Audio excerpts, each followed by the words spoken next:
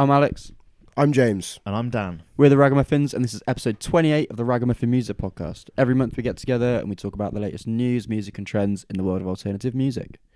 On this episode, we'll be reviewing the brand new albums from Metallica and Enter Shikari, as well as singles from Dying Wish, Spiritbox and more. And later on we'll be answering the question, is there still a problem with Download Festival? But first, let's look at some news, shall we, boys?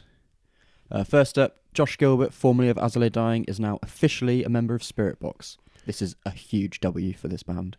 Yep, he replaced Bill Cook, who left in 2022. Josh was touring with the band after his departure from As I Lay Dying, and along with some jamming bass tones, I'm hoping we're going to get some of his tasty vocals alongside Courtney in the future. That would be not. That's, I think, has to happen. I would love that very much so.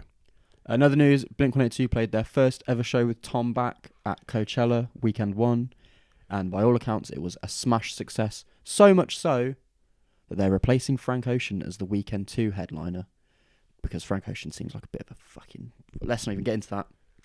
Actually, should we get into that? Yeah, because I guess as someone that's not into like the Coachella scene, James probably has a few questions. Are you aware of the situation, James? I've seen it on news that... So he was performing this as a special set, and like one of his only performances in quite a while. And I saw was he not the billed headliner? He's the headliner. Yeah. headliner, but like he hasn't performed in quite a while, from what I've gathered. Correct. And I've seen like clips on social media of fans. As soon as gates open at midday, they're running to the barrier to see him, and he's not on until like 10 o'clock at night.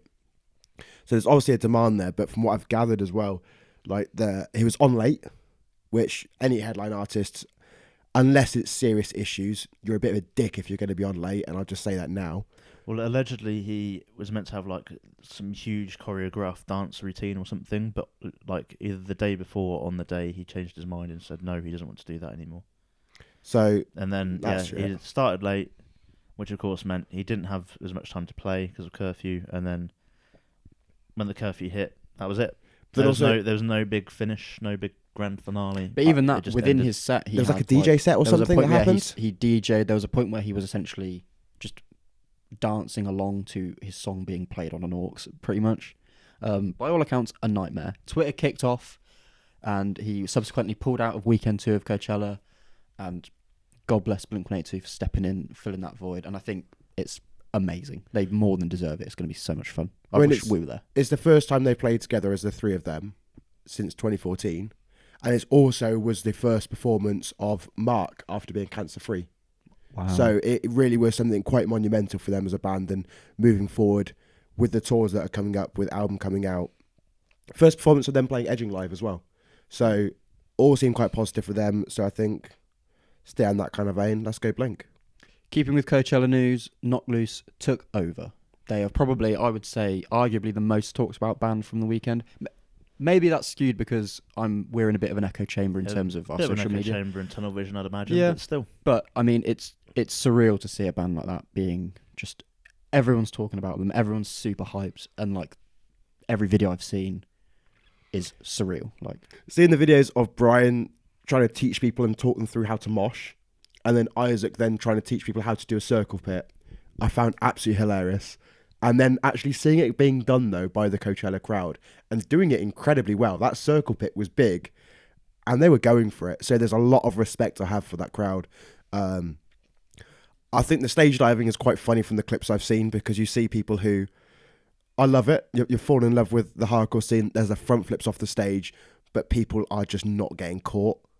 And obviously that's a little bit of kind of ignorance, I guess, as you're not as comfortable with the hardcore culture, I guess, and what that's going to be like. So some people who may be, and who are doing those like front flips off the stage, maybe just know the audience a little bit better and know your crowd, because you can't expect to at Coachella to be getting caught like that, I think. But all in all, incredible performance. Apparently they kicked it all off as well with a brand new song, which supposedly is going to get released quite soon. So huge. Keep your ears open for that. In other news, the Met Police have called for the permanent closure of Brixton Academy following the fatal crowd crush that occurred back in December. Pretty much since that event, the Brixton Academy has been closed, and the Academy Music Group had their licence revoked while an investigation was opened. Recently, they applied for their license to be reviewed, which we have yet to hear back on. And on May 15th, a meeting will be held to discuss the future of Brixton Academy. So hopefully, come the next podcast, we will have some sort of update on the situation. It's a tough one, isn't it? Because obviously, Brixton Academy is an iconic and historic venue. But what happened there should not have in any way happened or even been allowed to happen. A lot of people I've seen online have been saying it should be potentially closed, restructured internally a bit and opened under new ownership, which I think is probably maybe the best case scenario out of all of this. And in the last bit of news, there has been more scene drama on Scene Twitter. Ooh. Can you believe it? It all kicked off after a girl commented on a Trophy Eyes Instagram post. Trophy Eyes are currently on tour with Against the Current in the States. The girl left the following comment, which I'll read out. First time I ever heard of you guys was the concert in Atlanta tonight, and the lead singer kept encouraging mosh pits and crowd surfing, which made the majority of us who were there for Against the Current feel very unsafe and have to go to the sidelines, which is not fair because we were there before you crazy fans. I almost had a panic attack. I didn't even get the chance to find out if I liked your songs because I had to keep worrying about getting kicked in the head. Trophy Eyes responded in probably the best way possible by simply saying, fuck you. Hey. Everyone on Twitter went sort of berserk about this, really. And this resulted in the person who made that original comment then posting on their Instagram story as a follow-up, if you're the kind of person who starts mosh pits or crowd surfing, I sincerely hope you burn in hell. P.S. You can expect a strong-ass jab in the ribs from me, and I hope you fall to the floor in pain, because I won't be holding back. End quote. Sounds like she wants to join the mosh pit there. It's just... The thing I find weird, like, Against the Current aren't particularly, like, tame. No. And there's going to be mosh pits at their shows. Yeah, and Trophy Eyes aren't, don't get me wrong, comparatively to Against the Current, yes, they are rowdier. But they're still... It's not crazy. No. And the thing that sort of has irked me about this is, like, everyone who's there moshing for fun and in a positive way. And let's be clear as well, moshing is not intended to be violent or malicious or There's nasty. a perception from outside of what people think it is. But when people are moshing, it's a fun, joyful, collaborative experience for people.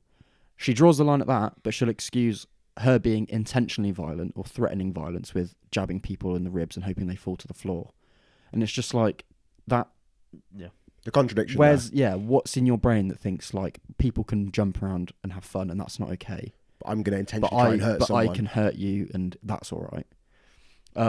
The other one as well, though, you get a lot of people, I think we've probably spoken about it before, who are at the front of gigs and just kind of want to stay there. And the mosh pits happen behind them. People push, people surge, it happens. That's kind of what's part of it. And you're going to get crowd surfers going. In the nicest way, know the gig you're going to, know the audience, know what to expect out of it. If not, there's plenty of videos of a lot of these bands online.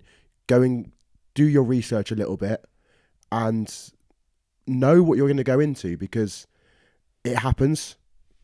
Even if it says no crowd surfing, I'm sorry, crowd surfing is probably going to be happening at a gig. Well, on top of that, someone on Twitter has said that the woman in question who's made all these comments has claimed that her first gig was seeing Linkin Park when she was 10 years old, and yet now she's crying over a Trophy Eyes mosh pit. Like, if your first gig was Linkin Park at 10 years old, and someone's done the maths, that would have been like 2003, 2004. Pretty sure there would have been a mosh pit there. Christ. So it's like, do you not fucking know what alternative music is like live? Another person said, if you can't hack a Trophy Eyes gig in 2023, I think you should find another hobby. And someone else has commented, you're at a punk/emo show, what are you expecting? Stand at the back if you can't handle crowd surfers. Let people enjoy the bands that they want to enjoy. Yeah. At the end of the day. And so, in the words of Trophy Eyes, fuck you. Let's talk about some album recommendations. Oh, speaking of which...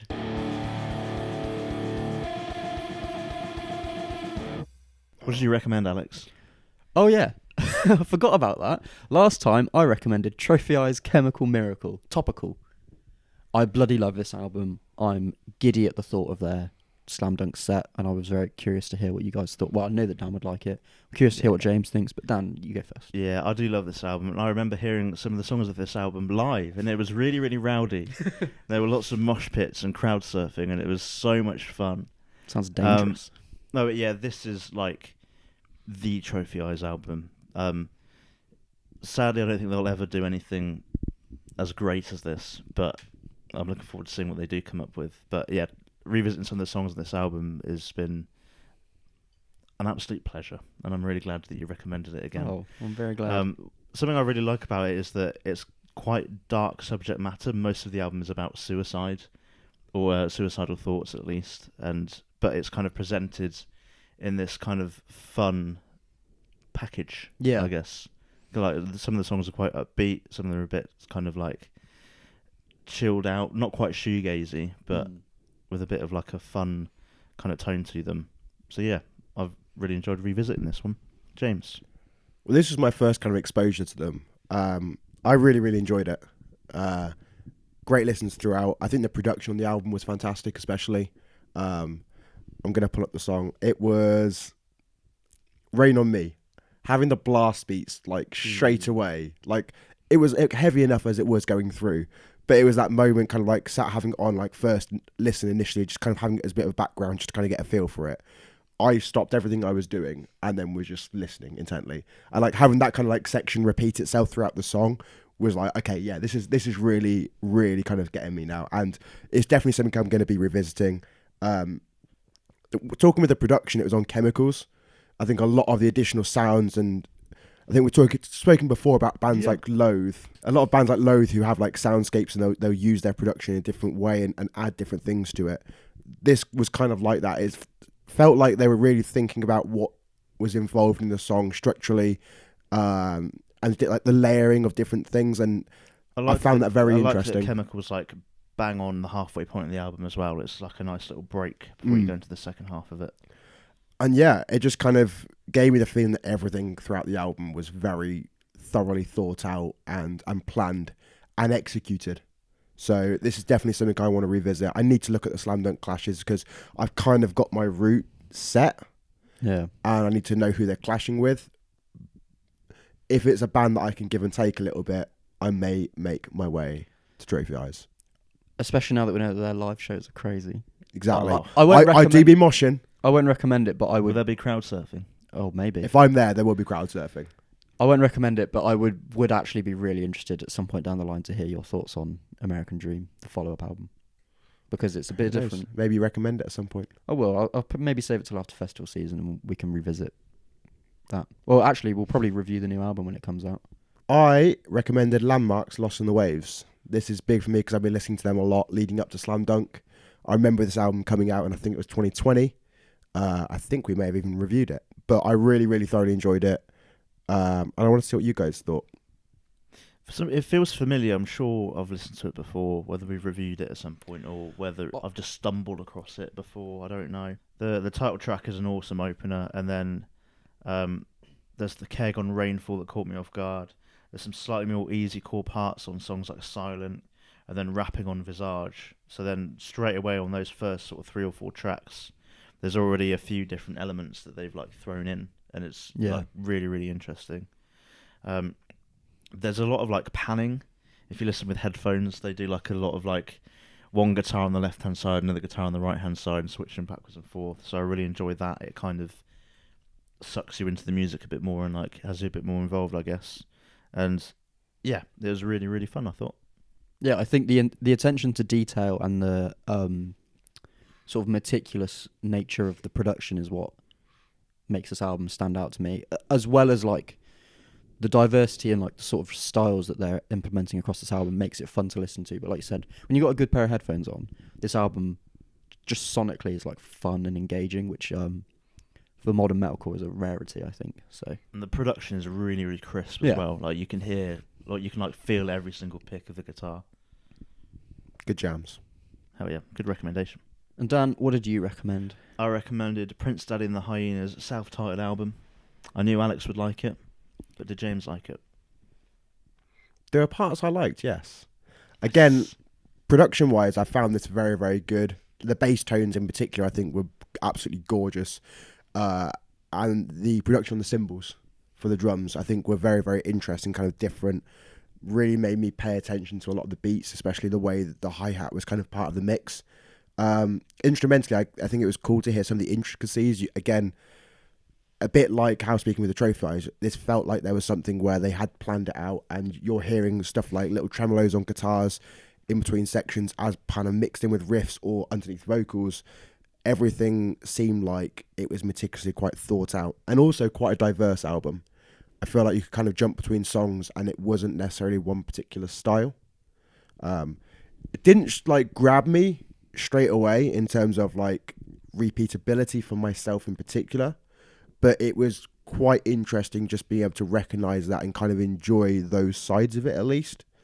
And again, interestingly, if there's nothing happening at a clash for me at Trees, I would be interested to come down and watch it, because I think as well, sometimes like the live experience of bands can really sway you, and you can go back afterwards and listen to an album and completely see it different. Like for me, the album with Holding Absence, listening to their music before we went and saw them in Oxford, and then seeing them in Oxford, switch flipped immediately. So I think seeing this live maybe will present something different, and I think it has that potential. But like, I'm not 100% sold just yet. But who knows? Nice. That was better than I was expecting. I have to say. I don't really have any sort of profound analysis to give other than like, this is my absolute jam. Like, hell yeah. I just loved it. Like, and it might sound a bit silly, but like, sometimes you can hear the difference between a collection of songs and an album. You know what I mean? That sometimes you just hear an album and it's like, well, you've just written a bunch of songs in 6 months and you've just put them in an order. Whereas this was like, I don't know, it felt to me like a crafted like narrative of the life that I've lived over the past, year, 2 years, whatever. Yeah. I don't know, it just felt a lot more sort of just intricate and like detailed about what people in this band have been going through, and I've really, really liked it. Yeah, that's all I can say. I've liked it. Do you have any standout songs? Yes, wasn't very good with remembering the names, because I tended to listen to this like looping it Gotcha. for sort of like a couple of hours at a time, like while I was just doing stuff. But where is it? Hollow as you figured, and Curly Q I thought were two songs that were amazing, and Eldorado, actually, that run of three were really great, and Black Mold is super cool. One of my favourite bits is that bit on Keep Up That Talk, Mm. where it like starts to speed up and then goes into the really fast bit. I like as well, I like when bands in this genre do guitar solos and it borders on you thinking to yourself, can this guy even play guitar? Do you know what I mean? It's like, what the fuck is he doing? But it works. It shouldn't work, but it does work, and that's what I like. And they did this, so loved it. Thank you for the recommendation. I knew you'd like it because I feel like they fall into that loser punk kind of category that we've put bands like Mum Jeans and Modern Baseball and stuff under. Yeah, and that's a bit of me for sure, so. Love it. I feel like we had 3 very, very solid recommendations from us. Yeah. Potentially. Pressure's on us for the end of this episode. Yeah, Go us. that might be one of the best months of recommendations we've done so far. Definitely up there. Should we talk about some new music? Let's.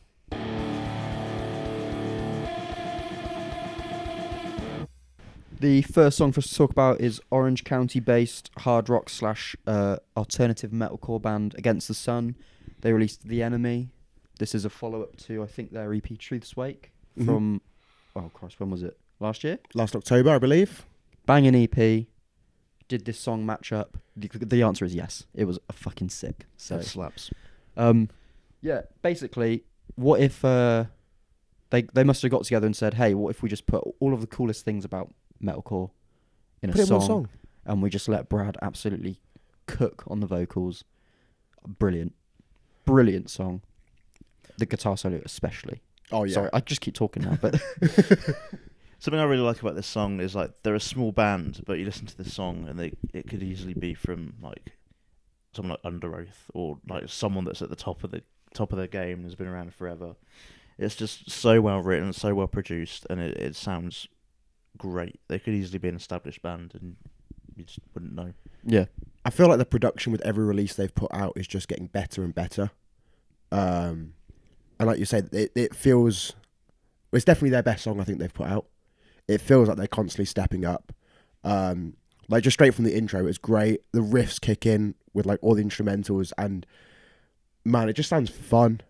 And like you say, there's great work now. I think as you can now hear with the 2 vocalists as well, and hearing the contrasting styles, the dipping out of the cleans and the screams, The dynamic is very, very good. It's very well thought out and works perfectly. Harmonies were fantastic as well. They really stood out. And the bridge section of the breakdown, like the riff absolutely just fucks. And probably one of my favourite breakdowns of the year so far. So, Ooh, breakdown of the year contender. hey, it's up there. Big up the boys. They absolutely killed it with this. I think lyrically, it's probably, but I assume Brad wrote the lyrics, but I will give credit to the band in case it was someone else. I think lyrically, this is probably maybe their strongest song to date. I think the chorus is just the entire song is a very sort of we're arguing between ourselves when really we should be coming together to. Yeah. There's a bigger fish for us to worry about, and I just think it's written in a way that's like it's to the point but eloquent at the same time, and I don't know. I just think like they could not have found any better words to get this point across for this song than they did. So I just think it's fucking brilliant. If you want to hear more about Against the Sun, we had a chat with Brad, their vocalist, which you can hear on our channel and on Spotify. Next up, Dying Wish are back. They've released their new song, Torn From Your Silhouette. For me, it takes a minute for me to kind of gel with this song, but as soon as that little breakdown after Feed on My Desperation, I felt it really starts to kick into gear. The vocals are really great, whether it's the harmonised screams or the cleans, fantastic. My only real issue with this song is that it doesn't quite flow as seamlessly as it feels like it could.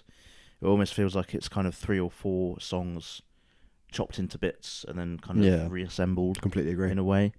But yeah, I still really enjoyed it. Dying Wish rule. Yeah, they are such a sick band, and like I think Emma's clean vocals I don't think were explored enough on their full length, really, like because she's a really great clean singer. So it was really cool to hear that element brought to the forefront on this song, and hopefully that's something that continues to shine through on like future releases. But hopefully when we see them live supporting Counterparts next month, I think like the chorus of this will go off. So I'm very excited. Yeah, I kind of just echo everything you both have said. Like, it's the Dying Wish sound, which was very welcoming to hear straight away, but it doesn't jump out immediately. Like, I remember hearing like the song Fragments for the first time and immediately being like, wow, this is fucking good. And it hits immediately. You're kind of blown away by how great they are, and the album was fantastic. It feels like a slow burner. It feels like one with repeat listens, you're going to kind of get it. And I completely agree with it. It feels like about 4 different songs mashed up in only about 2.5 minutes. I know it's a sub 3 minute song, and it's just a little bit too mismatched kind of going on. But then I'm also liking what I'm hearing. So there's like an inner contradiction when listening to this song, which is a bit frustrating. It's good to hear new music is coming. I'm excited to hear what else comes out of it. She is an incredibly talented musician, Emma. Her vocals are fantastic. And like you say, Alex, exploring kind of more of the cleans and this dynamic with it. I'm excited to see where they go from here, and kind of still keeping an eye. And hopefully that live experience with this song as well will improve what I think of it. And shout out to the drummer as well, because that dude's solid as a rock. Like, oh, God, yeah. All across that album and on this one as well, it's like just flawless, phenomenal drumming. And they've been like relentless on their touring, like the past, pretty much since Fragments came out. Yeah. And it shows in like videos that I've seen online of them playing live. They sound super, super good live. So nothing but excitement for what they do going forward. So next up, well, this was a surprise, wasn't it? Better Lovers, 30 Under 13. Bit of a new band, kind of a supergroup kind of thing going on here. Definitely a supergroup. You got 3 ex-members from Every Time I Die, with Will Putney, aka the greatest producer of modern heavy music. And top it all off, who's doing vocals? Oh, is that Greg from Dillinger Escape Plan? Yes, please. This is fucking sick. Do you reckon Will's just trying to get as many good bands as possible? Because I think every band that he's in just absolutely kills it. He's basically said, do you know what? If I can't produce them, I'll join them. Like, I'm a pretty casual Every Time I Die fan, and I'm not massive into Dillinger, but like, those are probably the 2 most chaotic bands in like alternative music, maybe ever. So for those elements to be thrown together in one song is like ridiculous, and the song goes so fucking hard. I love the It does. dissonance. The dissonance draws me in immediately, and like it just kicks right in as soon as it starts. There's no warning signs. There's no kind of build up. It's just I'm going to smack you in the face straight away and hit you with these riffs and this heaviness. It's a full on. Right, we're here. Yeah, it's We an ain't assault fucking about. immediately, and like it's the first time listening to Greg's vocals really properly. I've kind of like known of Dillinger. I've seen videos of them performing, but not really taking it in.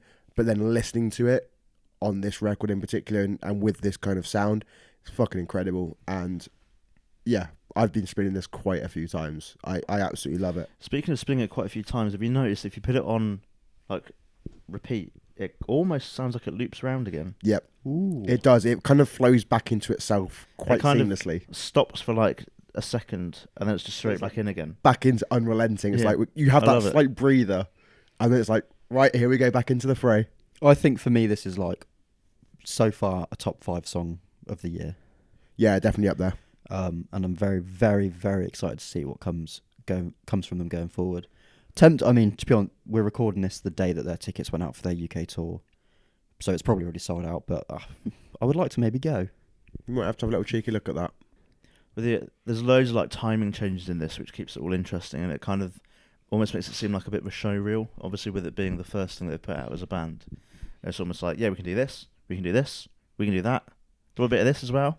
Yeah, we can do that. Yeah, why not? But it never felt jarring. It No, was it always didn't. like every time something switched up, it was like as soon as it happened in my head, I went, yeah, of course they would do that. But you couldn't predict it going into it. It was a weird sort of like predictable unpredictability, I guess is the only way, which makes no And sense. everything about the song just felt right. Yeah. Super good. Watch out vegetarians as well, because there's some proper meaty riffs in here, and and a few traces of beef contained in the lyrics as well. Oh, incredible. Sick. The last single for us to talk about is Spiritbox's new one, The Void. So it's a little bit more kind of along the vein of Hurt You, where it's much more melodic. You're kind of just getting those cleans. To me, it felt a little bit overproduced as a song. It felt a bit too clean, a bit too polished. I feel like some of Spiritbox's music has a little more grit to it, and it just didn't kind of resonate in the same way with me. I really enjoyed the drumming. I think there were some really nice patterns being played. The double bass work in particular had me really intricately listening to some of the kind of parts and the rhythms being played. I think Courtney's vocals did sound very soothing, almost like a metal lullaby in a way, but it just didn't really pull me in as a track overall. And I felt like it kind of stayed on the same level, a bit like a plateau constantly. Like, it was good, it was solid, but there just wasn't anything that really grasped and like pulled me in and kind of, like other Spiritbox music can kind of really, really get you engaged. This didn't really do it for me. It almost feels like you're kind of waiting for something to happen. Yeah.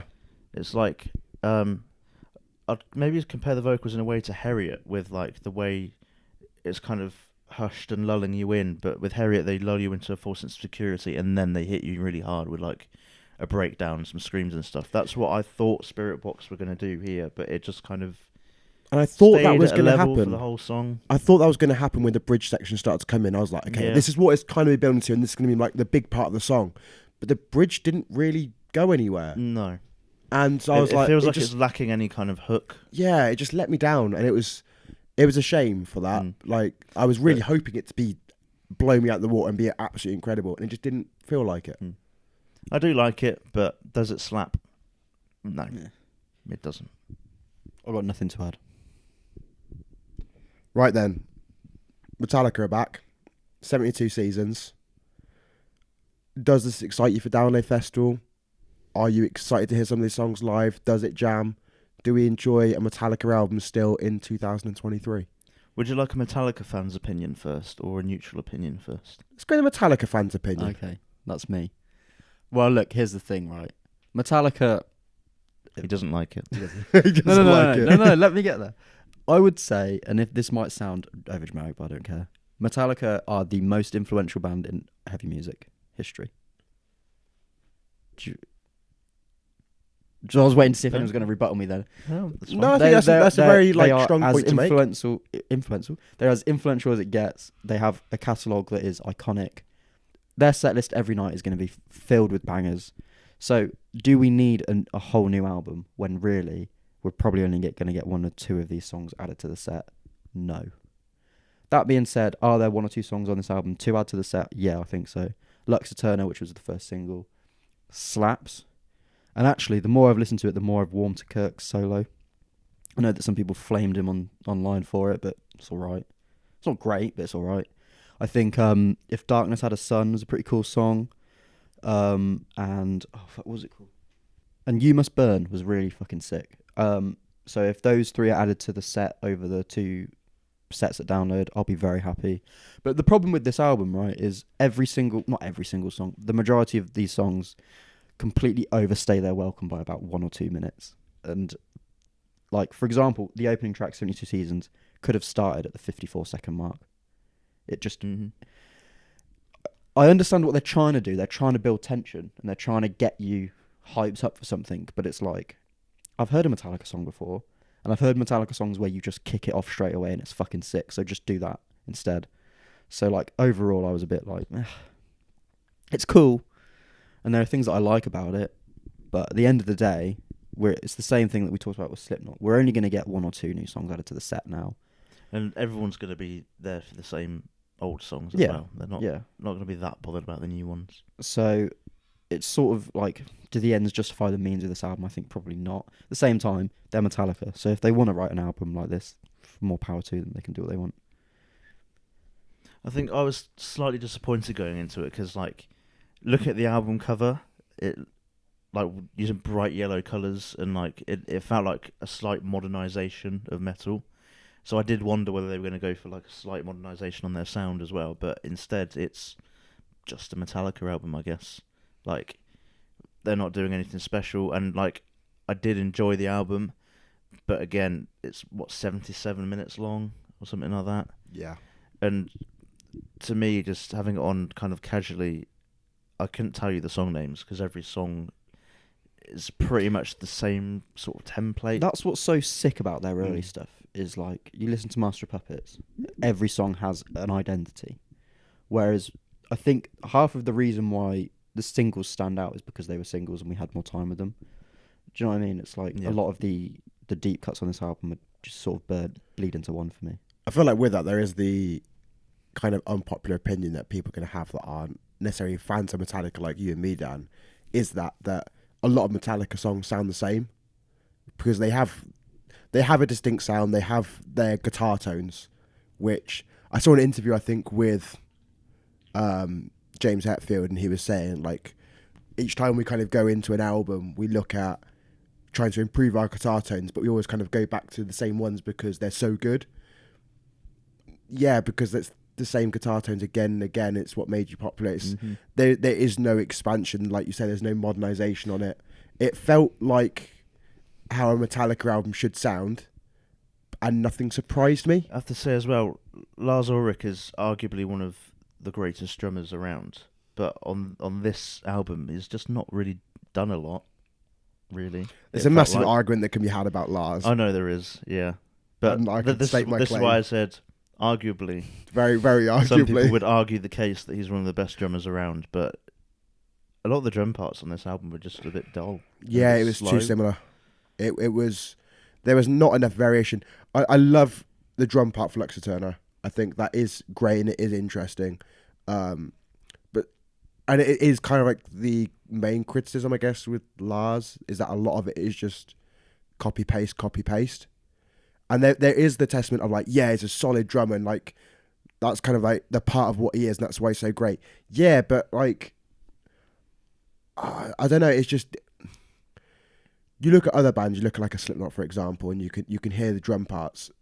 They'll vary up between verses, whether it's Jay or whether it's Joey. Things change, there's progression in songs, different drum parts for different songs. That's how you make a song sound different as well. Just the backbone of the song, the drum part is different. A lot of Metallica ones, you could probably strip away all the other tracks apart from the drum track. Take away your bass, take away your guitars, take away your vocals, any additional stuff. If you put a lot of those drum parts side by side and just layered them all or listened to them all, they're going to sound so similar. Yeah. And like, it is a testament to like how solid the playing is. But if you're looking for something new and trying to entice a newer generation, you ain't going to do it. But, you know, I think, they're a bit of a victim of their own success, really, because they're so world famous and Yeah. so much more than a band now that it's like whatever they do, the expectations are going to be, because let's be honest, they're not, you know, They don't need to release albums. angry, rage-filled early 20-year-olds like They're 60. making Master of Puppets again. It's and also it's like, not to make it just sound like I'm defending Metallica, but people I've seen online like, oh, this is their first week of opening sales or whatever. It's like, yeah, but Metallica's worst is still better than 90% of bands' best sales. So a Metallica failure is still moderate success, I think. So I will agree with points you made earlier that Luxor Turner and what's it called, If Darkness Had a Sun were very good standout songs for me, and I really enjoyed those. I think Lux Turn It Down is going to be I think that would be really good. really, really good. I think Set some of opener perhaps. potentially. Don't you dare. I think some of Kirk's solos are actually quite good across the record. And that was one of the standouts for me. So like there are positive points from it. It's not all negative, but it just feels like I knew a Metallica album was coming. The Metallica album came out. It was exactly what I expected. That's it. It's not changed my opinion on them. Maybe more of a fan or less of a fan. It's just very neutral coming off the back of this album. And it is way too fucking long. Agreed. So up next, we've got an album that I've been very excited about. It's Enter Shikari's A Kiss for the Whole World. I don't know who I want to go through. I think you should start, Dan. You should I start. think I think you're you're a a Shikari Shikari fan. fan. You are, Either you way. are the designated Shikari fan here. So I will be honest, I was a little bit nervous going into this release because the singles I enjoyed. I thought a couple of them were great, but they're not Shikari's best. So I was a bit nervous going into this one. And on first listen, I was whelmed. I was a bit like, it's an album. It's okay. It's far from the best. But the more I've listened to it, the more it's grown on me, and the more that I've started to love it and love sort of certain bits of it. I guess like Goldfish. There's a lot of arguments online as to whether it's a banger or not. I think categorically it's a banger. I think it's great. Other songs on here like Leap Into the Lightning, I think is really, really fun. It's got a nice message in it. And I feel like this is why I'm very interested to hear what Alex thinks of this album, because to me, as a long-time Shikari fan, this feels like a very safe album and a very accessible Shikari album, in the sense that all of the songs kind of have the same aim, or at least it feels like on this album a lot of the songs have the same kind of aim and are all very cohesive, the same kind of, I don't know how to word it, but you guys know what I mean, right? Yeah, I think I've said it before, so I'll be brief about it, but my issue with Shikari has always been that I can never get a handle on what's going on. Yeah. So for me, I've been looking for cohesion in their sound to get me in, and I think I found it on this album. Yes. I mean, ultimately, like, the singles are the absolute standouts, and I think actually "Please Set Me on Fire" is probably my favourite Shikari song generally now. I did enjoy the album. I really, really loved, like, you know, I loved it a lot, but, like, I still felt like I was, you know, I didn't bomb into the pool. I just sort of slipped in and I've not got my shoulders under yet. You've not quite gone all the way in. You're I just think, sort of I think honestly, having a little bit of a paddle. Toe. Yeah. I think seeing them live is going to be the thing for me. I think at Slam Dunk it's probably going to be like okay, I've just heard an album. I know all the big singles from previous albums. Now I've seen you live and I'm in. So, yeah, that's sort of where I'm at with it. I did notice, like, even for me as a casual, like, there were a lot, it's very, like, self-referential and, like, there's a lot of, like, Easter eggs. Which again, it's nice, but some of them felt a little bit forced at times. There was a nice nod to Live Outside. I can't remember what song it was on. That one was good. Which I I felt quite like the Dreamers Hotel one felt a little bit like it was kind of just kicked in there. Yeah. And something I said before we recorded earlier on is sometimes lyrically he goes for a metaphor that's just a bit convoluted, and then it sort of takes away from the point that I think he was trying to make. Whereas, like, sometimes it's better to just be a bit more direct, which I know he has been in his lyrics at the times. It was a lot more straightforward. I think at times it's just a bit like, what the fuck is he on about? Hang on, I thought this was a song about unity, and he's talking about, you know, I don't know, a combine harvester or something. I think that's something I was missing as well, because they were building this album as being like quite angry and a bit heavy. And in the political climate we're in at the moment, I think I maybe wanted or hoped for a bit of a political Shikari album, which they've done in the past on A Flash Flood of Colour. Particularly because this Common album, Dreads. they sort of teased it to be essentially a Flash Flood of Colour's sequel in the way that the artwork is presented. So I could see why there was sort of maybe a bit of misdirection about how politically driven or like angry this album was going to be. I was hoping for some political themes, but like the kind of theme it's gone for, which I guess is self-belief, is still quite a nice theme, I guess, and delivered mostly fairly well. And now we go to now you look at James. me. I think this is the first time I can say that I can really appreciate their songwriting. Again, like it felt like everything was very well planned, and how things are tied together.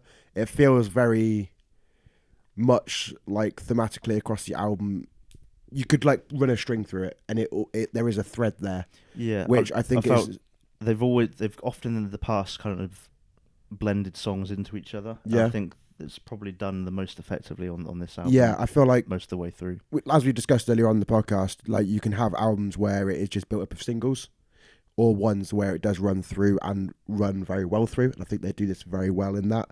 I think the use of the orchestra was very well done, placed correctly at the right times. It wasn't overdone or underdone. I think it was hit just right. But I still think there's going to be the fact that I just can't get into it. I think, like Alex has said, it is like the most cohesive they've done, and obviously you as a fan, you're saying it could be slightly safe with that. I think there is just something with like the electronics that it just won't get me. It will always be that. I think like everyone's going to have their own like opinions on bits and pieces. We could try and go to all kinds of people and say, oh, like listen to this kind of metal, you'll love it. But it's going to be personal taste and personal opinion. And I think that's just where the electronics in metal just doesn't appeal to me. I can't get that. The Korn album they did with Skrillex, I fucking hated. It just didn't work for me. Other people, that's going to be their jam and they're going to love it. It just doesn't appeal in that way. But I think this is the most listening to Enter Shikari where I can actually take things away from the production, the writing, the songs just as a whole, and like I say, how cohesive and much better it is, and appreciate it in that respect. You might be pleased to know that this has probably tempted me more, because before this I wasn't too fussed with Slam Dunk about Ham Ending the Night. I was pretty happy with the fact that I'm going to go see Malev, and then I'll probably just get some food and have a beer and chill or something. This is now making get me some food, have a beer and chill at Shikari. I think that might happen because I didn't know what I was going to do with Shikari or Bowling for Soup. This has made me lean towards that more. So like, nice. It swayed my Slam Dunk. Do you mean The Offspring? No, because The Offspring are on before. No, The Offspring are directly clashed with Shikari. Does not Shikari not clash with Bowling for Soup? No. They're the main headliners. No, it's The Offspring. No, it's The Offspring. Is The Offspring? Okay, well then. Sorry, that's why I was confused. I was like, are Boarding for Soup even on the lineup? I'm not sure. I think another slight disappointment with this album is it's so short. Like, it feels like it's lacking like a proper... There needs either one more big heavy banger in there or like a big album closer, because I don't think Giant Octopus is all that, really. Yeah, no, nor me. Yeah, I don't know. But also, like you said, Dan, when we talked about, was it when The Spark came out? And at first you were sort of a bit hesitant with it, and then it really grew on you. Yeah. So I'm curious. Well, that's sort of see already what's been happening with this. Like I said, first listen, I was a bit like, yeah, the singles are the best songs. The rest is all right. But then as I've listened to it a couple more times, I guess every time I've listened to it, a different song has kind of jumped out at me for different reasons. Like first it was Leap Into the Lightning for that chorus, because it's a bit like feel good and good fun. Yeah. Some good like bassy electronics in there.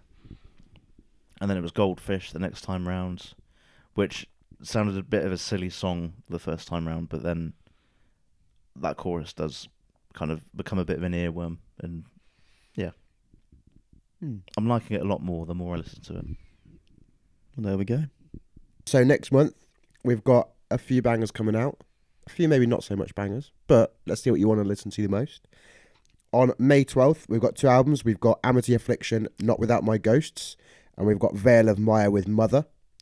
On May 14th, Ghost with Phantomime. And on May 19th, My Sleep birthday. Token. Happy birthday. Oh, happy birthday, Dan. Send Dan some birthday wishes as he listens to Take Me Back to Eden by He's already Sleep got his Token. birthday wish. It's a new Sleep Token album on his birthday. That's about as Dan as it could get. I'll be crying on my birthday. There we go. So I think we know what you're most happy to listen to there then, Dan. Sleep Token. Alex. Well, obviously it's Sleep Token in it, but for the sake of saying something different, I'll say the Amity Affliction. The singles have been phenomenal. We've not reviewed a single one. I don't really know why, because they've been fucking good. So, it's always a bit cringe when bands are like, "This is the heaviest fucking album we've ever fucking done," but I think this might be. So, I'm excited. Have they done any songs about water? No, and actually, I think Joel, the vocalist, is getting a bit sick of hearing that because I saw a tweet and it was like, "I've not made an ocean reference in 3 albums."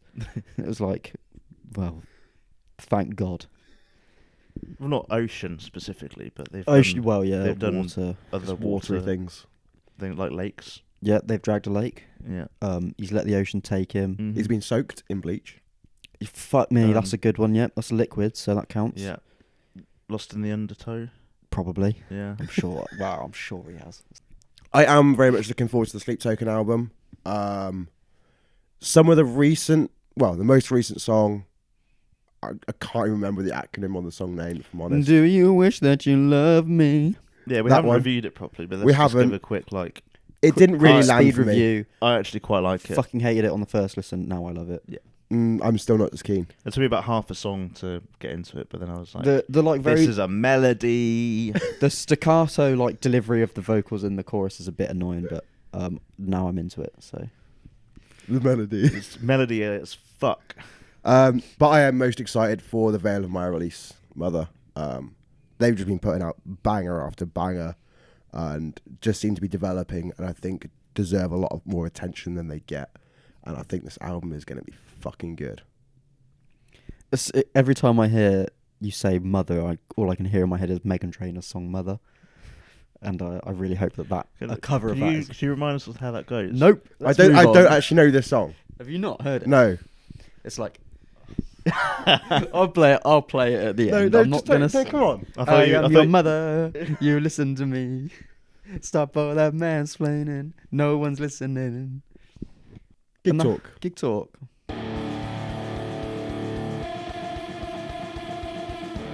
So we went to Takedown Festival. You can go and check out the vlog. We've also done a recap of it as well, which you should be able to see on the channel. Yeah, we won't bore you with the details because the recap podcast will tell you everything you need to know. But so let's be quick. Favorite set of the day? Go. Loath. Quickly. Bayern. Oh, palm reader, actually. Woo. I will say Ithaca. However, Tasty. Sleep Token were amazing. Yeah. But go and watch the vlog. There were so many great sets and we had an amazing day. And we got some really cool footage in there. Yeah, All it the was a bands we saw. phenomenal festival. A great return for Takedown Festival after 8 years away. Looking forward to next year being 2 days, 13th to 14th of April. So go and get your tickets. Early bird is on sale now. And have a wonderful time in Portsmouth like we did this year and like we are going to do next year. We will go next year and I can't wait. yeah. See you there. Dan, you went to see Enter Shikari again. I went to see Enter Shikari again. How was it a again? Second time this year. It was very good. It was at quite a newish venue called Here at Outernet, which is on Tottenham Court Road in London. It's meant to be like a purpose-built music venue, so it's meant to be especially for that purpose, because that's what purpose-built means. And it was kind of cool. It felt a little bit corporate, like there's screens everywhere, everything. It looks really cool, but everything kind of feels like it's a bit of an advert. But it was very, very, What very, for very like cool. for like other gigs that are on and shit. There was one for the Brit Awards.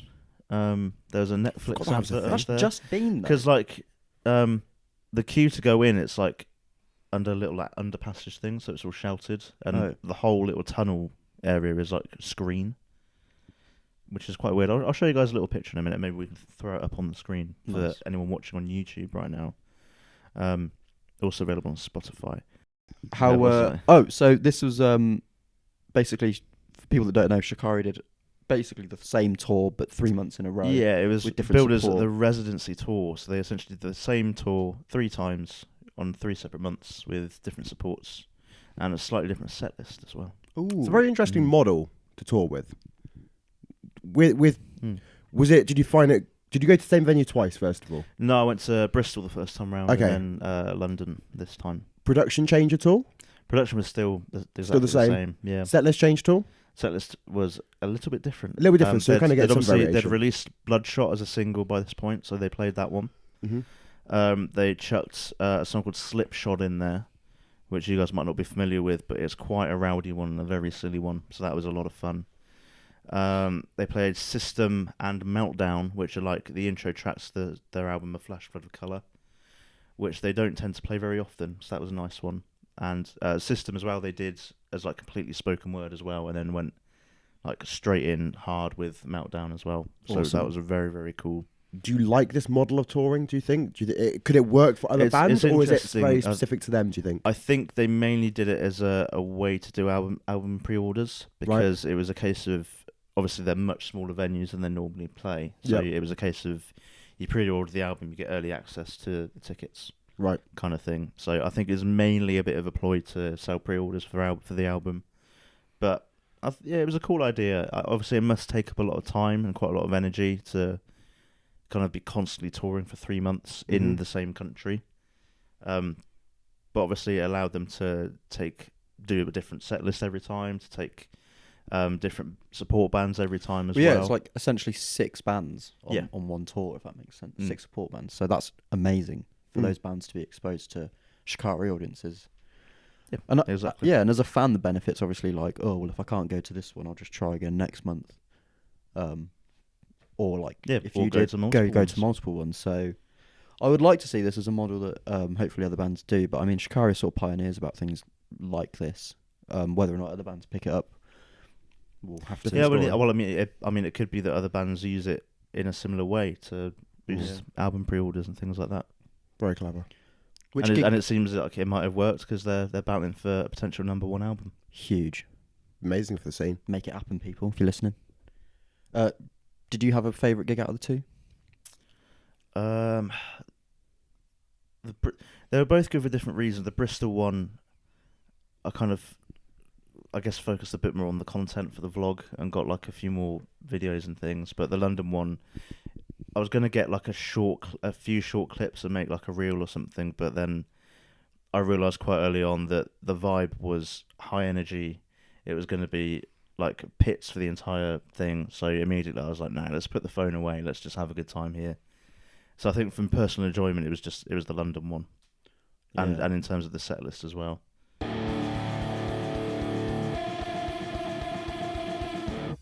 Let's have a look, shall we?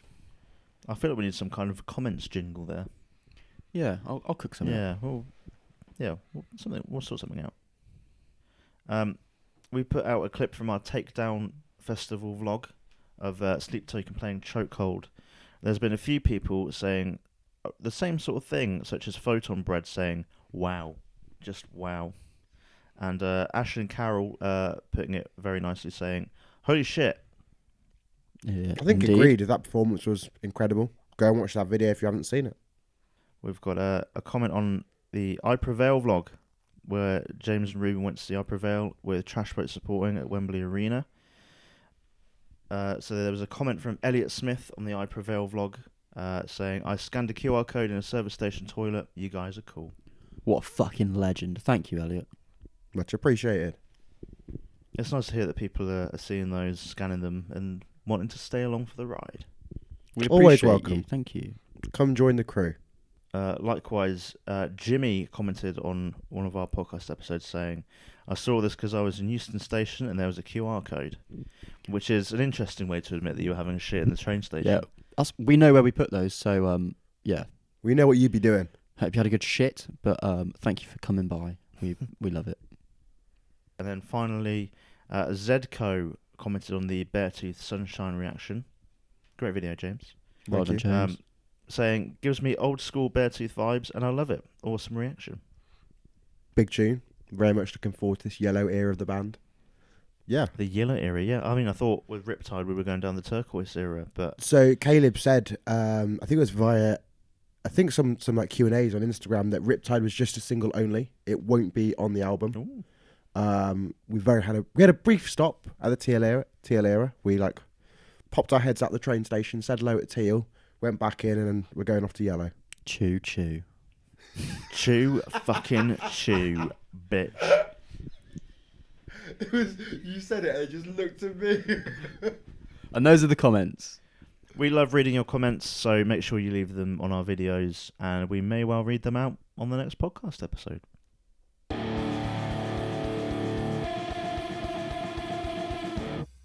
We've settled in for a nice little discussion. What are we going to talk about? Back in May of 2022, we put out a video called The Problem with Download Festival. 56,000 people watched it, and over 500 of you left a comment with varying different opinions. The gist of that video was basically that Download books a lot of the same bands to headline, which tend to be dreary old men who are past their bedtime. And maybe that should not be a thing anymore. That was the point of the video. They've booked me to do Download. Brilliant. And we thought, this year's Download is coming up. It's right around the corner. Is it maybe time to reflect on that video and see if there is still a problem with Download or if they have fixed it? Well, it's a special year this year. It is the 20th anniversary of Download, and they're going for 4 nights instead of 3. So it had to be big. Had to be big. They've done 2 nights of the same band, and that's a band that have headlined before, and that's Metallica. Yes, they are headline worthy. There is no doubt about that. Yes, there's a new album coming out. That's great. Could they have done the Thursday as a different pre-show to have a newer, younger band in and kind of celebrate some different kind of music? Yes, potentially. I think there was space for that. There was room for it. Having the same band do 2 nights, I've seen a lot of criticism for. And so kind of from that, you're looking at 50% of the Download lineup in terms of headliners this year already. Just talking about one band is a band that's been there several times before. So it is still that kind of rinse, repeat. We've got the same headliners. Now, as much bias as I'm going to have with the Sunday, I love Slipknot. Incredible. I'll see them every single time. They've headlined many, many times. And only headlined also in 2019, very recently. They haven't toured the UK, so I think this has been a booking they've had in the cards for a long time. They had Knotfest UK, which we had tickets for, which got cancelled because of pandemic. So this is a special event for them. However, again, another band that's been there before. So far, 75% of the headliners have been there before. We're not having anything changing.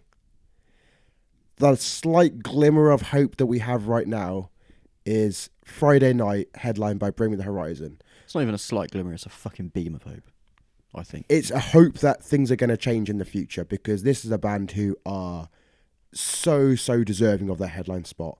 There have been years past where people have said they could do this, and yet they've been headlining Reading and Leeds. They've been at other festivals, and they haven't been to Download in God knows how fucking long. This is is this the start, basically, of a new era and a changing of the guard, basically? See, I think you've got to look past the headliners on this year's lineup to see evidence of them starting to make a change. Like, yeah, Bring Me the Horizon are like the glaringly obvious new headliner, slightly younger band being given a chance. But then you look who's below them, you look at Architects.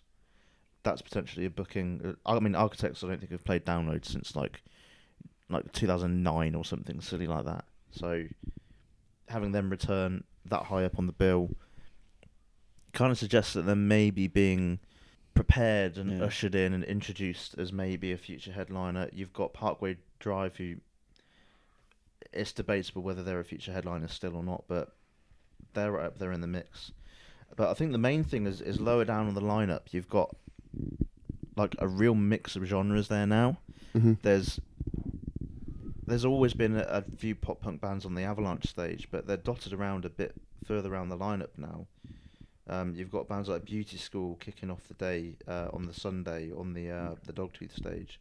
State Champs headlining the Avalanche stage this year round. That's huge. Bands like Mum Jeans. I mean, the way the schedule's going, it's going to be Mum Jeans and then Metallica for our day. Yeah, which is so if sick. we decide not to see State Champs in the end. So that's amazing. And yeah, I think there's just a real mix of bands down there that you wouldn't normally expect to see at Download Festival. Death of Anna aren't really a download band, but they're on the lineup this year.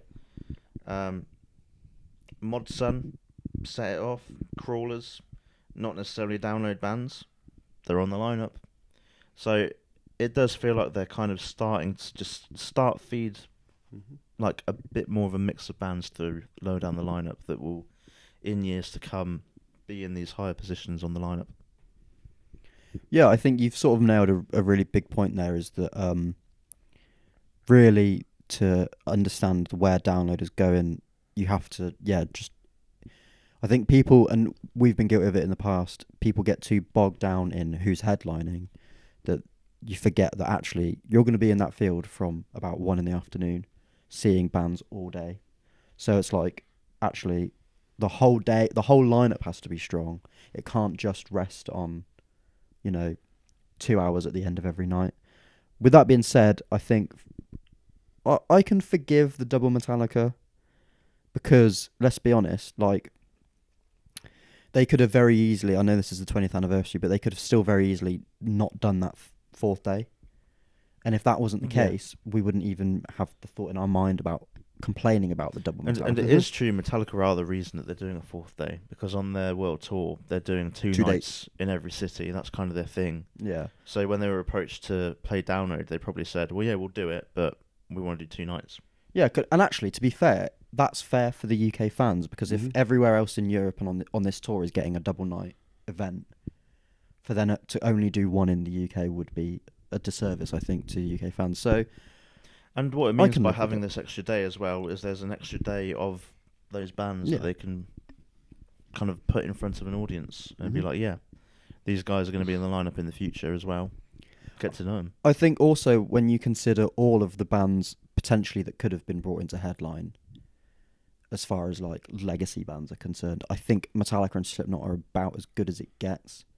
I think when you get into, I know that they were there last year, so it wouldn't have happened anyway, but bands like Maiden and AC/DC, who are just old. They are just old men now. So it's like, am I going to be interested by that? No. Whereas like footage online shows that Metallica can still go. So despite how old they are becoming, there is a youth to it and an energy that kind of makes them stand out differently from bands that are still here and playing from the 80s. Like you say, there's an energy about it. It's very different. You can't really class them in the same category, I think. And like you say, Slipknot at this point are a legacy band. They've been around since like 1990s, so they've definitely served their time. However, it's like the newer kind of legacy band in a way, and I think we're going to start seeing more of those. Like eventually, I think Korn could headline, but again, they're still a legacy band at this point in a kind of some regard. I think what's quite interesting for me as well, like looking at this lineup, is also the second stage. In particular, 2 stand out to me, I think, as potential headliners for future. One being Ghost. As much as we aren't particularly fans of that, they can draw some amazing crowds. They seem to be growing with their discography, and I think they're almost in the same way being prepped that they could make a big push. And especially being against a big band like Slipknot, it'll be interesting to find out afterwards the crowd division. Yeah, I'm surprised they put them up again. Not put them up. I know it's not complete, but they clash with Slipknot. Yeah. Or overrun. I mean, we Slipknot. don't know. Sometimes there's been years where they've had the main stage headliner not clash with anyone. That is true. Yeah. So maybe I'm getting ahead of myself. But then the other one is Death Punch. They've been talked about being headliners for quite a few years. They have a ridiculously long discography, most of it definitely sounding the same. However, they haven't played Download Fest for a long time. Even when they played it years and years ago, crowds were going crazy. There was a lot of energy for them. There was all those rumours for years that they were banned because of the amount of people they had crowd surfing. So there's definitely a demand for it there. They haven't played the UK in a long, long time. And I think, again, having a higher second stage spot, it is the potential of seeing, okay, how much can they draw? It's going to be difficult because that's the first night against Metallica as well. So, again, seeing the split will be very intriguing. But it does offer up that alternative. Again, a band that's been around for a while, but newer to the headline status of a Download Festival. Yeah, I think, to quote Austin Powers for Death Punch, I think that train has sailed. Do you know what I mean? I think there was definitely a time where it was in people's minds. I wonder if now So it's they gone. lost a bit of momentum. Yeah, I honestly really think that this obviously is a massive celebration for 20th anniversary. I think really going forward, unless they want to keep booking all of these old bands year after year, really the only solution in my mind is that the festival scales back to some degree to allow bands like Parkway Drive.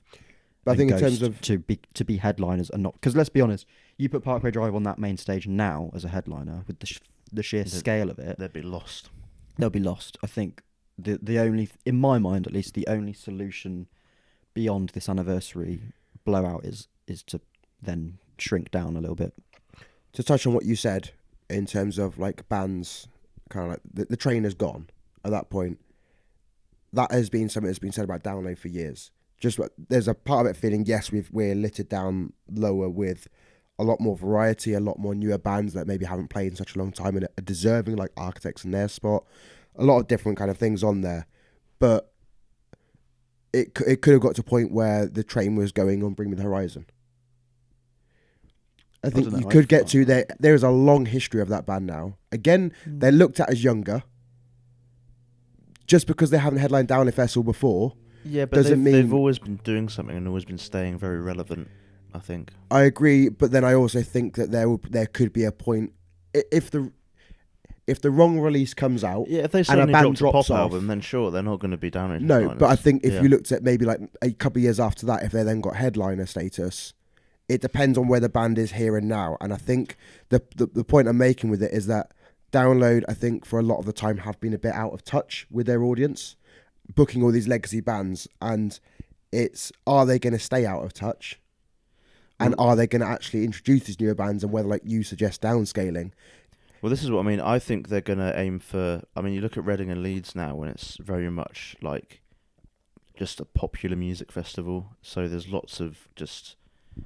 There's pop singers, there's rappers, there's loads of grime artists and stuff, which has kind of left a lot of like alternative bands with nowhere to go because they've not quite been considered heavy enough for Download, but also they're not pop enough for Reading and Leeds. So I think, like my point earlier with the diversification of genre further down the lineup, I think that's maybe the route that Download, or if I was in charge of booking Download, that's the route I'd be wanting to aim for, is to slowly kind of almost become what Reading and Leeds used to be, which is just a popular rock festival. Yeah. I can not necessarily book metal bands, but Yeah. book rock bands. I could very much see like a day where, I mean, Green Day have been rumoured multiple times. You could see Red Hot Chili Peppers, Foo Fighters, Blink-182. There were even people talking about Paramore with the comeback coming through. There were all these different bands who you wouldn't classify as like metal headliners for Download Festival, who were being rumoured for that, and I think are very still deserving of a space there, and I think they fit the mould. I think the biggest thing that will hold Download back with these kind of things and moving forward, with all due respect, is the older generation. We've been lucky enough to see some fantastic comments where people have said they were at Monsters of Rock before it became Download, and they've said they've had their time with it, and now it's time for some of us, like the younger generation, to enjoy our favourite artists and go to these things.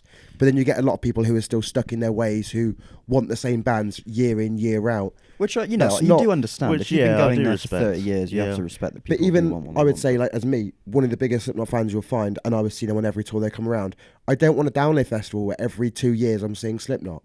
Yeah. I want to go and see my different bands. I want to go and see variety with it. I think a lot of the problem Download has is that the kind of bands they've traditionally booked for headliners have been from an era that when metal was popular music. Yeah. Whereas, So they've transcended. Whereas now it's not.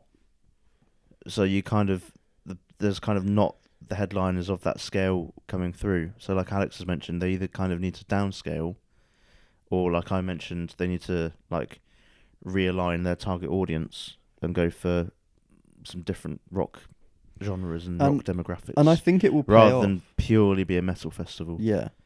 And I think that's where Bloodstock is really benefiting, because they're not quite the scale of Download. In fact, they're much smaller than Download.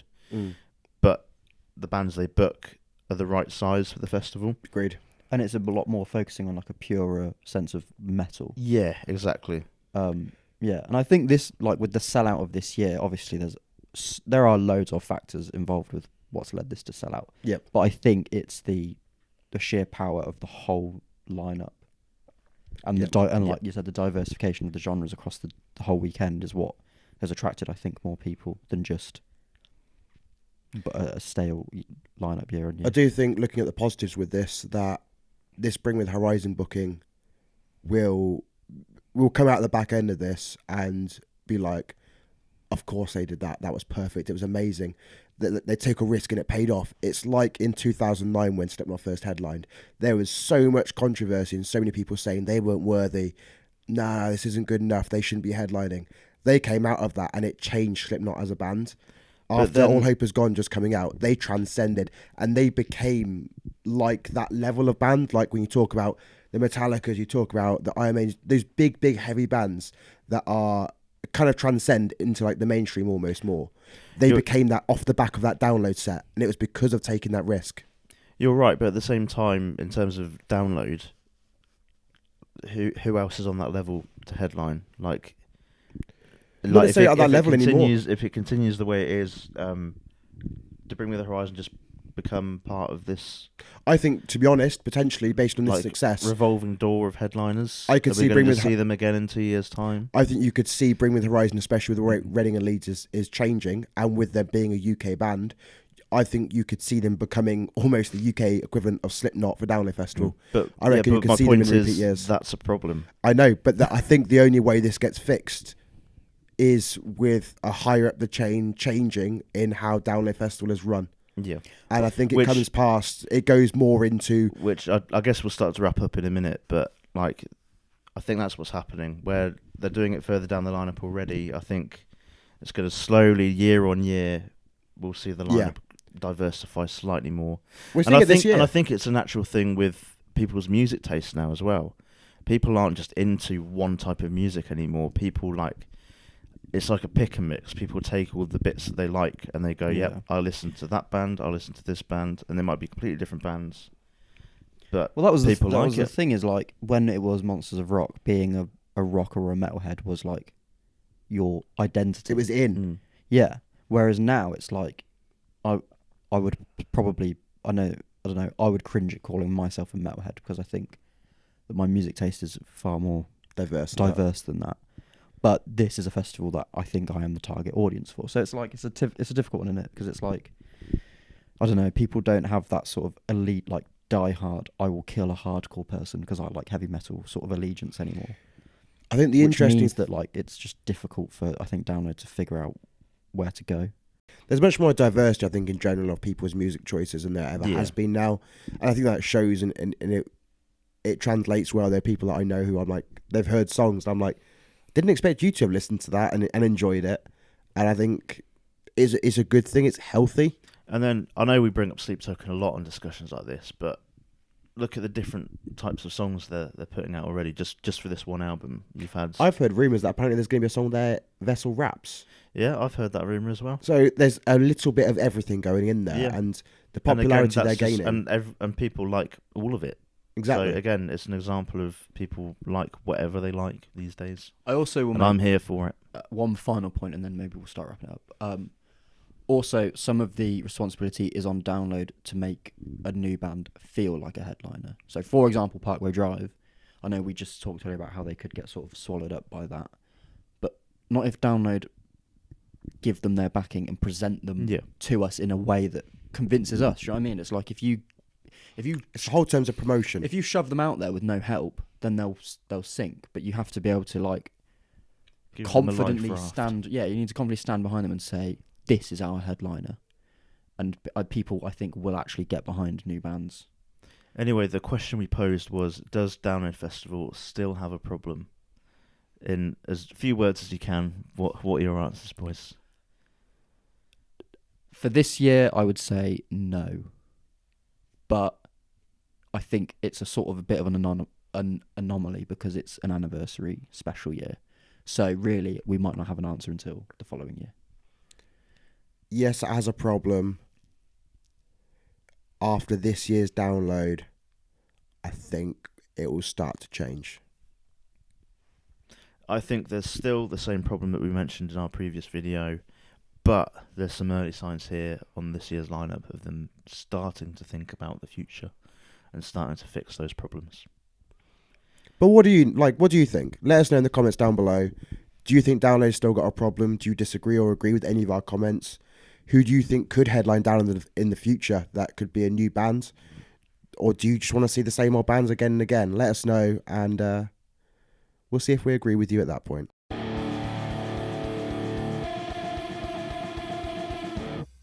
All right, well, before we wrap it up, boys, we will recommend an album each, and that'll be it.